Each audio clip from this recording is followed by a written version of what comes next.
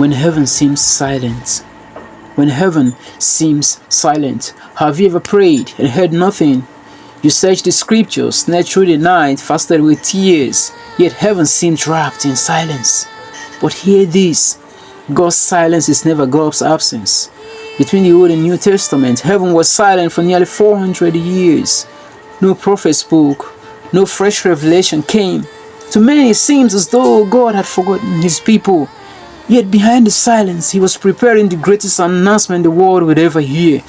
Unto you is born this day a Savior. Silence was not inactivity, it was preparation. Think of Joseph, sold by his brothers, imprisoned for years, forgotten by the cupbearer. Surely he wondered why heaven had nothing to say, but every silent day was shaping him for a throne. Think of Job. His cry seems to disappear into the heavens.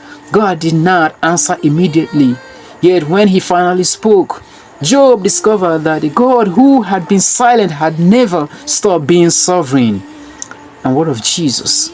In Gethsemane, he prayed with sweat like drops of blood. On the cross, he cried, my God, why have you forsaken me?"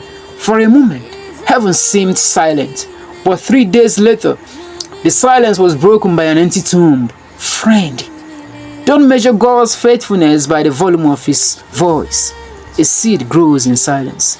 A child forms in silence. The stars move across the heavens in silence. And often, God does his deepest work in the quiet places where faith learns to trust without seeing. If heaven seems silent today, keep praying, keep obeying, keep believing, because the God who appears silent is often writing the next chapter of your story. His silence is never rejection. It is often preparation. Wait for him. For when God finally speaks, one word from heaven can answer every question that silence left behind.